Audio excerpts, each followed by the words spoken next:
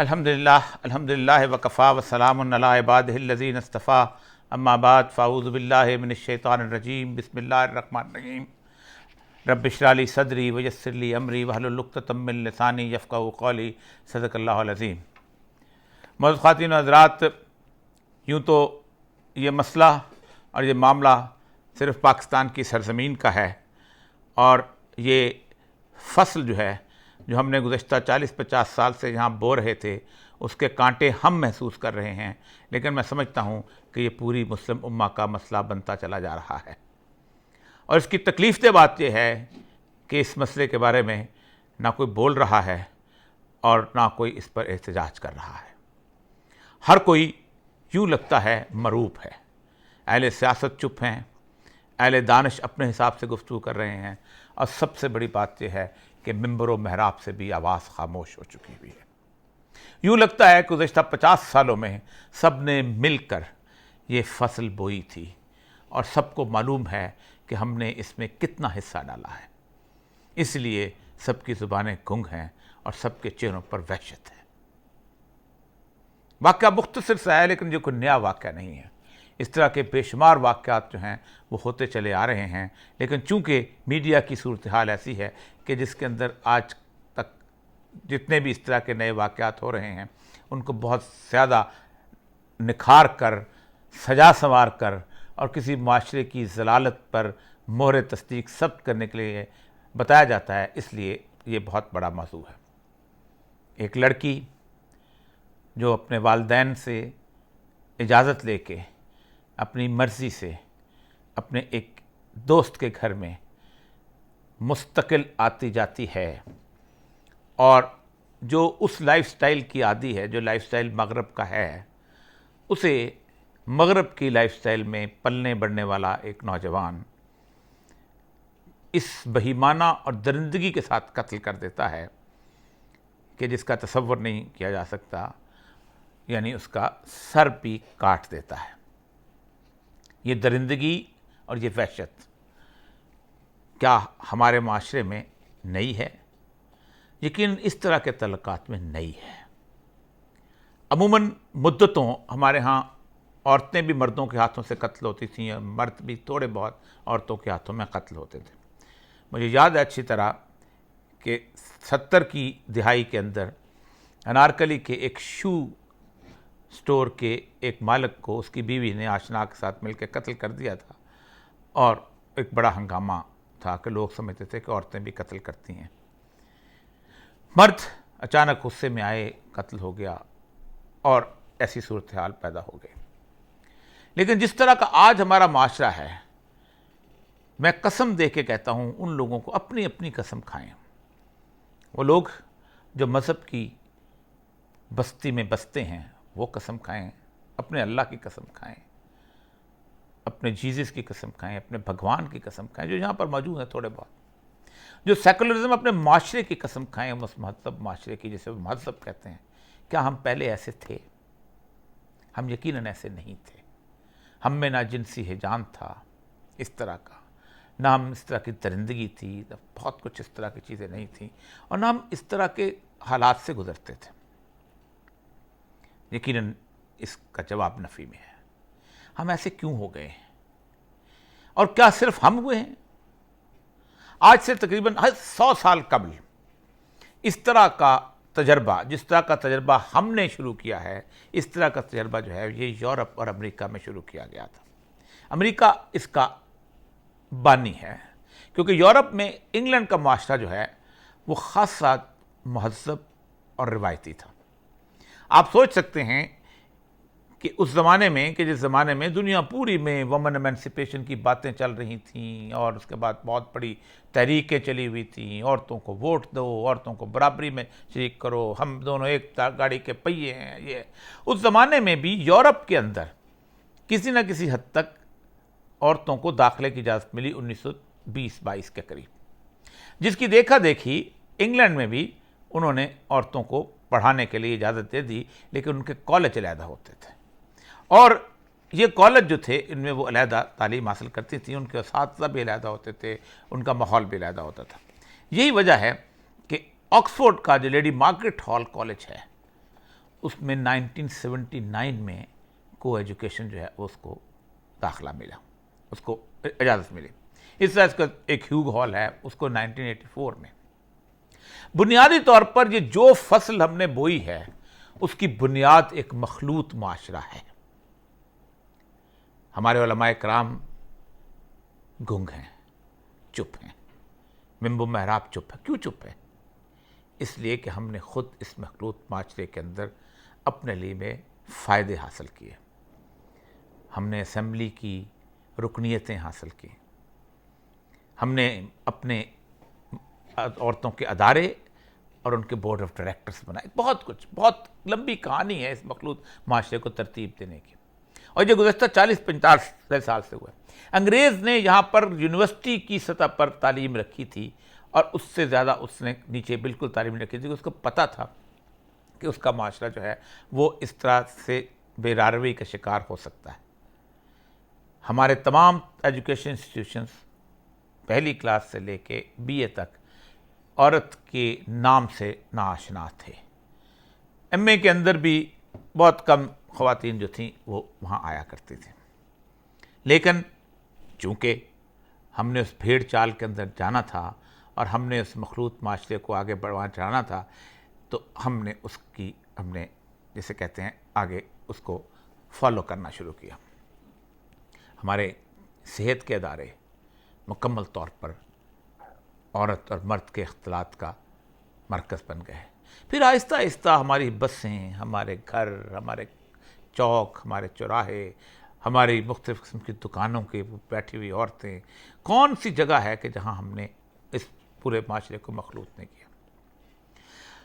وہ لوگ جنہوں نے جنگ میں لڑنا تھا، جہاں یہ تصور بھی نہیں کیا جا سکتا تھا کہ عورتیں کبھی جا کے میدان جنگ میں لڑیں گی، اور اس اداروں کو بھی ہم نے خاص طور پہ مخلوط کیا۔ اور یہ اس وقت کر رہے تھے، ہم کتنے نادان تھے کہ جب نیٹو اور امریکہ اس کی افواج کے اندر عورتیں کمپلینٹ کرتی تھیں کہ ہمیں ریپ کیا جا رہا ہے، یا ہمارے ساتھ مختلف قسم کے جنسی اختلاط جو ہیں اس سے کیا جاتا ہے، اور اس کو مذاق میں اڑایا جاتا تھا کہ یہ فرینڈلی فائر ہو رہا ہے وہاں پر، ہم نے ان اداروں کو بھی مکمل طور پر مخلوط کر دیا۔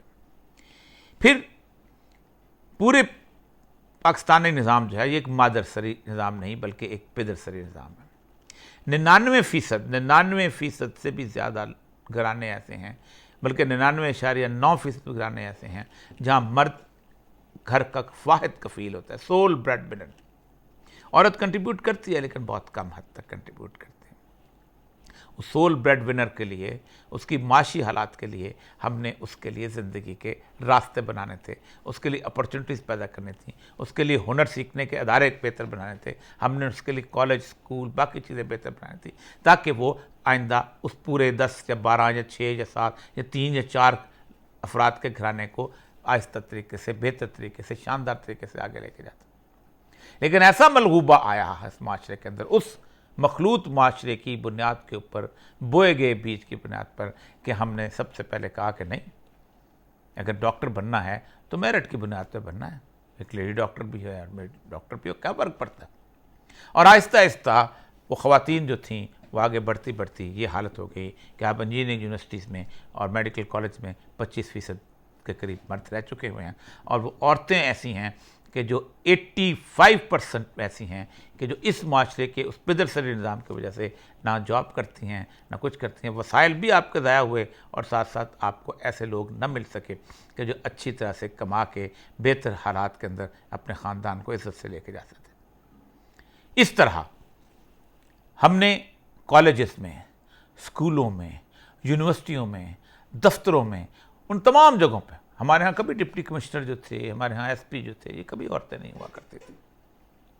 جو اقبال کہتا ہے نا، الحذر آئین پیغمبر سے 100 بار الحذر، حافظ ناموس سے سن مرتا آسماں مرتا آفرین۔ اس لیے کہ عورت کا جو رول تھا، اس پہ بہت دفعہ میں گفتگو کر چکا ہوں، وہ بنیادی طور پر اتنا بڑا، اتنا مقدس، اتنا سینسٹیو، اتنا شاندار رول تھا کہ اس نے 2 بچوں کو خاص طور پہ، یا 3 بچوں کو، یا 1 بچے کو اتنی شاندار تربیت کے ساتھ پالنا ہے وہ اس کی وہ اتالیق ہے جو کہ دنیا کے اندر مقرر کی جاتی ہے، وہ اس کی ڈچس ہے کہ جو کہ یورپ کے اندر ہوتی ہے، کہ جس نے اس کی تمام تر تربیت کرنے کے بعد معاشرے کو ایک بہترین انسان تحفے میں دینا ہے، خواہ وہ ابو علی سینا تحفے میں دے، خواہ وہ ڈاکٹر عبدالقدیر خان تحفے میں دے، خواہ وہ امام ابو حنیفہ تحفے میں دے، خواہ وہ آج کا کوئی بھی نیک بڑا کامیاب انسان تحفے میں دے۔ جہاں رسول اللہ صلی اللہ علیہ وسلم فرمایا کلکم رائن کلکم مسئول عن رعیتہ، وہاں یہ فرمایا دیکھو یہ جو اولاد ہے یہ عورت کا گلہ ہے۔ یہاں آپ اس کے حدیث کا ترجمہ یہی ہے کہ ہر کوئی ایک گلہ بان ہے، اس سے اس کے گلے کا سوال کیا جائے گا۔ یہ وہ زہریلی فصل ہے جو اب پک چکی ہے۔ آپ سوچیں کہ اس 50 سال کے عرصے سے پہلے 100 سال کا عرصہ لے لیں، پوری دنیا کے فگرز کا موازنہ کریں۔ یورپ میں اور امریکہ میں 1800 کچھ میں، امریکہ میں 1800 میں ہوا تھا، یورپ میں باقی جگہوں پہ آہستہ آہستہ اختلاط والا معاشرہ شروع ہوا۔ سب سے اہم ترین چیزوں کا صورتحال یہ ہے کہ 40% عورتیں جو قتل ہوتی ہیں وہ اپنے x boy friend and husband سے قتل ہوتی ہیں۔ اس کو کرائم آف پیشن کہا جاتا ہے۔ یہی تو کل کی بات چل رہی ہے، یہ کرائم آف پیشن ہے۔ ہم سے کہا جاتا ہے کہ یہ مت پوچھو کہ وہ اس کے پاس کیا کرنے گئی تھی، وکٹم کس لیے گیا تھا وہاں پر، اپارچونٹیز کے لیے دینے کے لیے اس کو، اور کس لیے گیا تھا، اس سے سوال نہیں کیا جاتا۔ کیوں نہیں کیا جاتا؟ کیا شیپروننگ جو ہے ایک عورت کے ساتھ چلنا، اس کے ساتھ اس کا تحفظ، یہ اس کا حق نہیں ہے؟ پوری دنیا میں حق ہے۔ جس معاشرے کو یورپ نے تخلیق کیا ہے، حالت یہ ہے کہ وہاں دروازے پہ لکھا ہوتا ہے کہ 7 بجے کے بعد دروازہ بند کر دیں کر دفتر میں بیٹھے ہوئے۔ باتھ روموں کے نمبر عورتوں کے خفیہ رکھے جاتے ہیں کہ کوئی شخص باتھ روم میں آ کے ریپ نہ کر رہے۔ لفٹیں علیحدہ ہیں ان کی، چلتے پھرتے اٹھتے محفوظ نہیں ہے۔ یہ 40% وہ دوسرا سیریل کلر کی اتنی بڑی ڈائریکٹری بنتی ہے جو کہ ہزاروں کے اندر، اور یہ کمال کے لوگ ہیں۔ کسی نے 300 قتل کیے ہوئے ہیں، کسی نے 200 قتل کیے ہوئے ہیں، کسی نے 400 قتل کیے ہوئے ہیں، اور یہ کمال کے لوگ ہیں۔ کوئی ایک عورت کو قتل کر کے اس کے خون کے فوارے سے نہاتا ہے، کوئی اس کو کاٹ کے فریج میں رکھتا ہے، کوئی ایک جو خاتون جس نے کوئی 150 کا قریب قتل کیا، وہ ایک طوائف تھی، وہ گھیر گھار کے قتل کرتی تھی اور پھر اس کے بعد اپنے اس کے پیسز لے کے اپنی بلی کو کھلایا کرتی تھی۔ ہزاروں، اور ان کے قتل ہونے والے لاکھوں تھے۔ لیکن 57 مسلمان ملک ہیں جو تیونس سے لے کے برنائی تک ہیں۔ پوری لسٹ اٹھا دیجیے دنیا کے سیریل کلر کی، آپ کو صرف 2 سیریل کلر ملیں گے۔ زیادہ سے زیادہ اس کو ملا کے، چھوٹے موٹے بھی ملا کے 1 درجن سے زیادہ سیریل کلر نہیں ملیں گے، کیونکہ ہم نے مخلوط معاشرے کو اس وقت سے اڈاپٹ نہیں کیا تھا، وہ زمین ہموار نہیں کی تھی جس زمین کے اندر یہ سب کچھ بویا جاتا۔ کیوں نہیں بتاتے ہو کہ اس معاشرے کو روکنے کے لیے، اس معاشرے کے خلاف کھڑے ہونے کے لیے سید الانبیاء صلی اللہ علیہ وسلم آئے تھے۔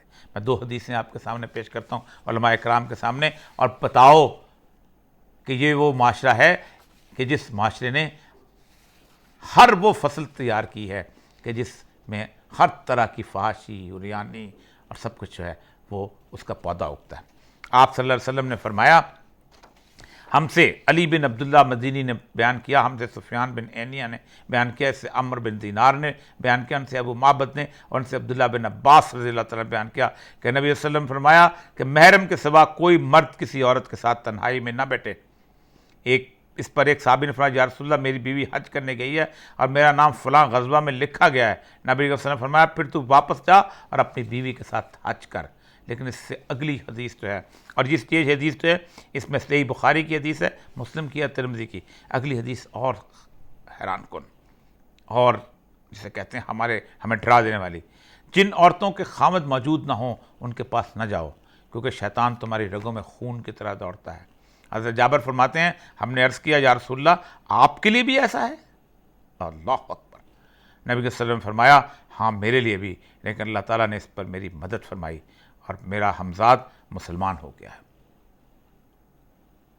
یہ ہے حالت، اور اس کے باوجود بھی ہم نے وہ تعلیمی ادارے جہاں کھولے ہیں، میں نے بار بار پروگرام کیے ہیں کہ جن کے سالانہ شو جو ہیں وہ علیحدہ ہوتے ہیں، اور ان کے اندر دنیا کی ہر فحاشی، ہر عریانی جو ہے اس کو آگے بڑھایا جاتا ہے۔ ہم نے سیکولر ایجوکیشن کو آگے بڑھایا, ہم نے سیکولر اخلاقیات کو آگے بڑھایا, اور آج اگر کوئی شخص جو ہے کوئی اس پہ گفتگو کرتا ہے تو اس کی زبان کھینچ لی جاتی ہے. گزشتہ دنوں لاہور کے ایک بہت بڑے ادارے کے اندر, لڑکیوں کے خالص ادارے کے اندر, ایک مرد ٹیچر جاتا تھا اور اس مرد ٹیچر کے اوپر الزامات لگے کہ وہ ان کو ہراساں کرتا تھا.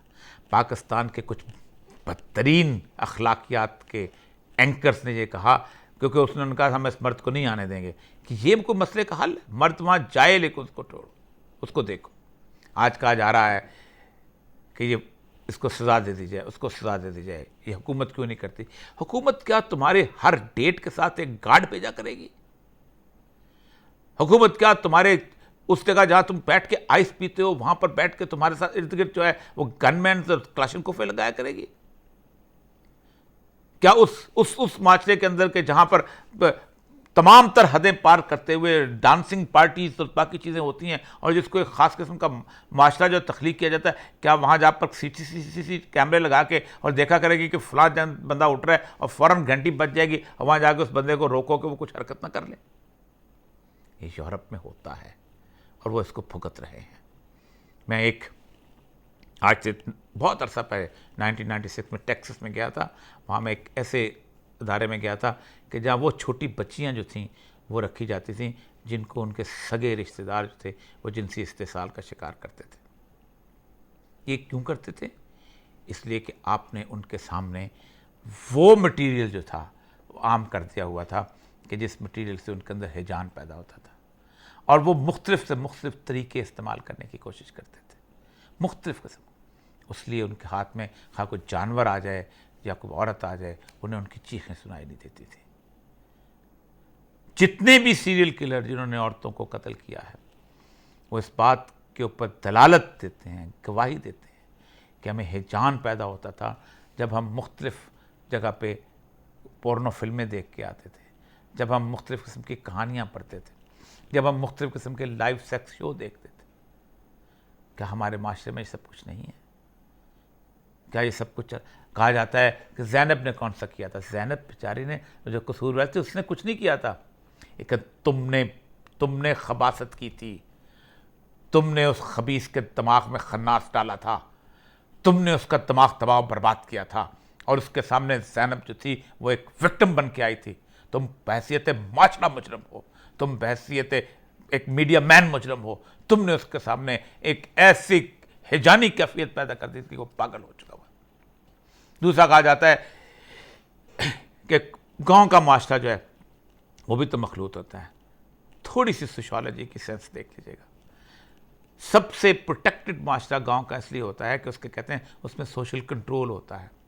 ایک لڑکا 2 دفعہ گلی میں سے گزرے تو اس کو دیکھ لیتے ہیں کہ یہ بچہ دوبارہ کیوں آ رہا ہے, اس کو پکڑ لیتے ہیں کہ یہاں سے کیوں آئے ہو. اپنا وہاں پولیس ہو نہ ہو اس کے ایلڈرز نے اس کو کنٹرول کر رہے ہوتے ہیں. لیکن دنیا کی سب سے بڑی غلاظت, دنیا کی سب سے بڑی تباہی, دنیا کا سب سے بڑا جرم جو ہے وہ شہروں کے اندر ہوتا ہے. اس کو کہتے ہیں ایلڈ آف اربنائزیشن, بڑے شہروں کی تباہی, بڑے شہروں کی خرابیاں. ہر نارکوٹکس وہیں سپلائی ہوتا ہے, کرائم وہیں پر ہوتا ہے, مافیاز وہیں بنتے ہیں. رسول اللہ صلی اللہ علیہ وسلم کی ایک حدیث جو سیدنا عمر بیان کیا کرتے تھے اور علامہ اقبال نے میسولینی کے سامنے بیان کی تھی. میسولینی نے پوچھا کہ اقبال بتاؤ تمہارے رسول کی کوئی ایک بات جو ہے وہ جس کو میں سمجھوں کہ وہ اللہ کے رسول تھے. تو انہوں نے کہا میرے رسول نے کہا تھا جب مدینہ کی آبادی ایک حد سے بڑھنے لگے گی تو ہم ایک نیا شہر آباد کریں گے, ہم بڑا شہر نہیں رکھیں گے. تو اس نے کہا تھا, خنجر کو مارا تو اس نے کہا تھا کہ اس سے بہتر تہذیب کو بچانے کے لیے اور کوئی راستہ نہیں ہو سکتا. مجھے صرف خاموشی کا دکھ ہے, مجھے خاموشی کی تکلیف ہے. یاد رکھیں ہم سب نے کنٹریبیوٹ کیا ہے, میں بھی شامل ہوں. اس لیے شامل ہوں کہ میرے پاس بھی اس معاشرے نے کوئی راستہ نہیں چھوڑا تھا کہ میں اپنی اولاد کی کسی بہتر ادارے میں تربیت کرا سکتا ہوں. وہ ملک جس کے اندر کبھی مخلوط ادارہ ملتا نہیں تھا ڈھونڈنے سے, آج وہاں عورتوں کی تعلیم کے لیے کوئی علیحدہ ادارہ ملتا نہیں ہے. جو بنائے جا رہے ہیں وہ بھی اس طرح کے مہنگے ادارے ہیں کہ لوگوں کو افورڈ نہیں ہو سکتے. لیکن یاد رکھیں ہم جس نہج پر آ چکے ہوئے ہیں اس کے لیے صرف وہ حدیث تو میں نے بیان کی قرآن کی یہ جو سورہ نور کی آیت آپ کے سامنے پیش کر کے اجازت چاہتا ہوں۔ اس آیت کے اندر اللہ نے دنیا کے اندر ہمیں عذاب کی نوید دی ہے۔ ان الذین یحبون ان تشیع الفاحشۃ فی الذین آمنوا لہم عذاب علیم فی الدنیا والآخرہ واللہ یعلم وانتم لا تعلمون۔ جو لوگ مسلمانوں میں بے حیائی پھیلانے کے آرزو مند رہتے ہیں، آرزو مند، خواہش رکھتے ہیں، ان کے لیے دنیا اور آخرت پر دردناک عذاب ہیں۔ اللہ سب کچھ جانتا ہے اور تم کچھ نہیں جانتے۔ ہمارے گھروں کی تو بیٹیاں شاید اس بری طرح تباہ نہیں ہو رہی، ماری نہیں جا رہی، لیکن یاد رکھو یورپ میں قتل ہونے والی عورت مذہبی نہیں ہے، یورپ میں بھونے جانے والی عورت، خون سے نہلائے جانے والی عورت مذہبی نہیں ہے۔ ان معاشروں میں اور اس گروہ سے تعلق رکھتی ہے کہ جو فحاشی کو جائز اور قانونی اور اخلاقی حق سمجھتی ہیں، جو عریانی کو ایگزیبیشنزم کہہ کے اس کے راستے سے گزر جاتی ہیں۔ اللہ نے ان کے لیے عذاب رکھا ہے، ہم بھی اس عذاب کی طرف بڑھ رہے ہیں۔ اللہ ہمیں محفوظ کرے۔ آخر دعوانا الحمدللہ رب العالمین۔